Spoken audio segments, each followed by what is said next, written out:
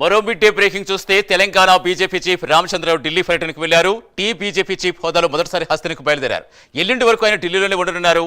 ముఖ్య నేతల అపాయింట్మెంట్ కూడా తీసుకున్నట్టుగా తెలుస్తోంది.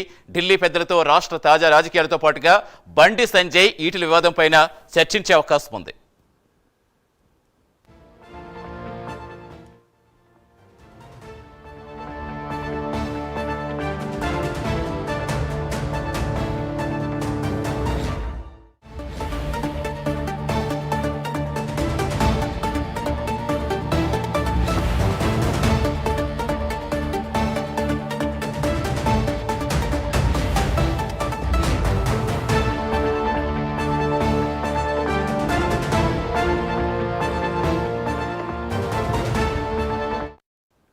తెలంగాణ బీజేపీ చీఫ్ రామచంద్రరావు ఢిల్లీ టూర్కు వెళ్లారు.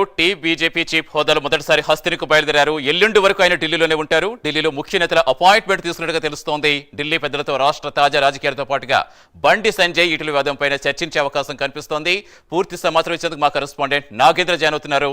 నాగేంద్ర, ఏంటి రామచంద్రరావు షెడ్యూల్ ఎలా ఉంటుంది ఢిల్లీలో?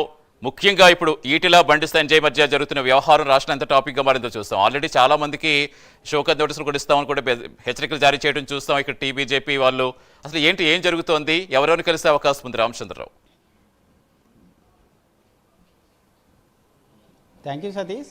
తెలంగాణ బీజేపీ రాష్ట్ర నూతన అధ్యక్షుడిగా ఎన్నికైన తర్వాత మొదటిసారి ఆయన ఈరోజు ఢిల్లీ పర్యటన చేపట్టడం జరిగింది.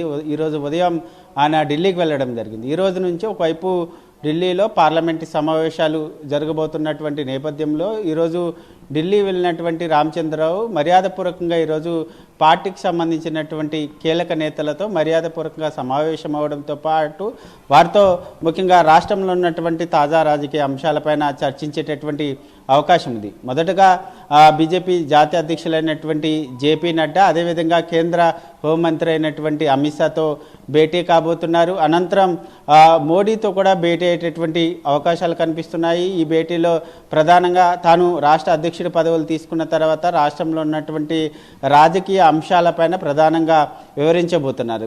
వీటితో పాటు మరొకవైపు పలు కేంద్ర మంత్రులను కలిసి ప్రధానంగా వారితో సమావేశమయ్యేటటువంటి అవకాశం కనిపిస్తుంది. అదేవిధంగా తాజాగా ఆయన అధ్యక్షుడైన తర్వాత కమిటీలన్నీ కూడా పూర్తి స్థాయిలో రద్దయ్యాయి. కమిటీలకు సంబంధించినటువంటి అంటే నూతన కమిటీలను ఏర్పాటు చేయాలా, కమిటీలకు సంబంధించి ఎవరెవరిని కమిటీలోకి తీసుకోవాలన్న దానిపైన ఇప్పటికే ఒకవైపు రాష్ట్ర నాయకత్వం ఆ దిశగా అభిప్రాయ సేకరణ చేపట్టింది. దానికి సంబంధించినటువంటి అంశంతో పాటు అదేవిధంగా తెలంగాణ రాష్ట్రంలో స్థానిక సంస్థల ఎన్నికలు రాబోతున్నటువంటి నేపథ్యంలో ముఖ్యంగా దీనికి సంబంధించి ఒకవైపు రోడ్ మ్యాప్ను సైతం రూపొందించినటువంటి పరిస్థితి. ప్రస్తుతం ఈ అన్ని అంశాలపైన ప్రధానంగా జాతీయ నాయకత్వానికి కలిసేటటువంటి అవకాశం ఉంది. కలిసి వారికి వివరించేటటువంటి అవకాశం కనిపిస్తుంది.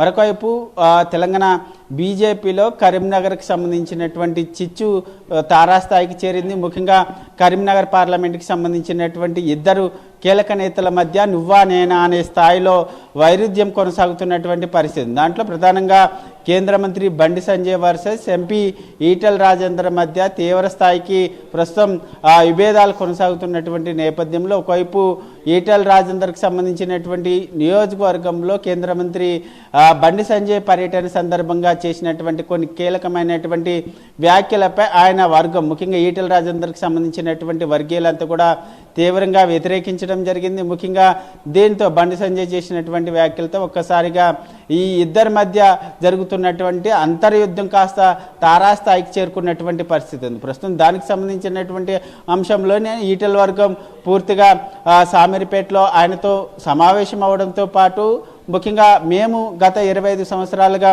మీతో కలిసి పనిచేస్తున్నాము, మీరు మాకు న్యాయం చేస్తారా లేదా? ముఖ్యంగా మా నియోజకవర్గంలో ముఖ్యంగా హుజురాబాద్కు సంబంధించినటువంటి నియోజకవర్గంలో బండి సంజయ్ కలుగజేసుకోవడంతో పాటు ముఖ్యంగా పార్టీకి ముఖ్యంగా వ్యక్తికి జై కొట్టడం కాదు, పార్టీకి పనిచేసినటువంటి వారికే పదవులు వస్తాయి, అదేవిధంగా బీఫామ్స్ వస్తాయి అనేటటువంటి వ్యాఖ్యలు చేస్తున్నారు. ఇన్ని సంవత్సరాల పాటు మీకోసం మేము పనిచేసాం, మీరు మాకు న్యాయం చేస్తారా, మట్టి పెడతారా అనేటటువంటి కీలకమైనటువంటి వ్యాఖ్యల్ని కార్యకర్తలంతా కూడా ఈటెల రాజేందర్తో చెప్పడం జరిగింది. ఈ సందర్భంగా ఆయన కూడా అదే స్థాయిలో బండి సంజయ్ పైన ఇండైరెక్ట్గా కొన్ని కీలకమైనటువంటి వ్యాఖ్యలు చేశారు. ముఖ్యంగా దీనికి సంబంధించినటువంటి అంశంలోనే రాష్ట్ర నాయకత్వం కొంత సీరియస్గా ఉంది. దీనికి సంబంధించినటువంటి అంశంలో ఇద్దరు కూడా ఏ నేతలు ఎవరెవరు ఏమేమి వ్యాఖ్యలు చేశారన్న దానిపైన ఇప్పటికీ ఒక పూర్తి స్థాయిలో నివేదికను సైతం తెప్పించుకున్నటువంటి పరిస్థితి ఉంది. ఆ నివేదికని ముఖ్యంగా జాతీయ నాయకత్వానికి నూతన అధ్యక్షుడు రామచంద్రరావు ఇచ్చేటటువంటి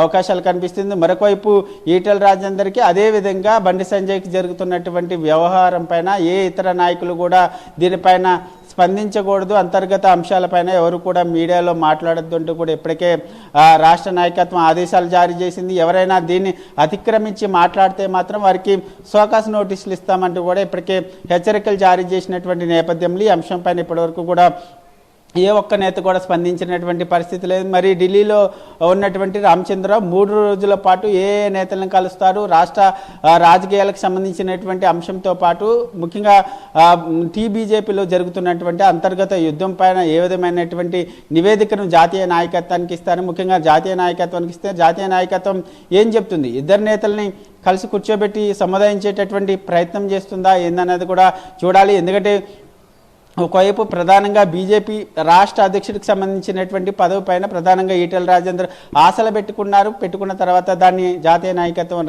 రామచంద్రరావుకు అప్పగించినటువంటి నేపథ్యంలో ఆయన తీవ్ర అసంతృప్తితో ఉన్నటువంటి పరిస్థితి కూడా ప్రస్తుతం ఆ అసంతృప్తిని ఏ విధంగా జాతీయ నాయకత్వం ఆయన్ని బయటకు పెడుతుంది. ముఖ్యంగా మరికొద్ది రోజుల్లోనే జాతీయ అధ్యక్షుడిని కూడా ప్రకటించేటటువంటి అవకాశం ఉన్నటువంటి నేపథ్యంలో జాతీయ నాయకత్వంలోకి ఆయన్ని తీసుకొని ఆయన అసంతృప్తిని తగ్గించేటటువంటి ప్రయత్నం చేస్తుందా, లేక కేంద్ర క్యాబినెట్లోకి ఆయనకి అవకాశం కల్పిస్తుందా అన్నది కూడా చూడాలి. ఎందుకంటే కేంద్ర క్యాబినెట్లోకి ఆయనకి అవకాశం కల్పిస్తారనేటటువంటి చర్చ కూడా ఆయన వర్గీయుల్లో జరుగుతున్నటువంటి నేపథ్యంలో జాతీయ నాయకత్వం ఇద్దరిని కూర్చోబెట్టి ఒకే పార్లమెంటు ఉన్నటువంటి నేపథ్యంలో ఇద్దరిని కూర్చోబెట్టి సముదాయించేటటువంటి ప్రయత్నం చేయడంతో పాటు ఈటెల రాజేందర్కి సముచిత స్థానం కల్పించేందుకు జాతీయ నాయకత్వంలోకి తీసుకుంటారా లేక కేంద్ర క్యాబినెట్లోకి తీసుకుంటారా అనేది కూడా చూడాల్సినటువంటి అంశంగా అయితే కనబడుతుంది. మొత్తానికి ఇద్దరి ఇష్యూని ఒక ఫుల్ స్టాప్ పెట్టేటటువంటి అవకాశం అయితే కనిపిస్తుందని చెప్పాలి సతీష్.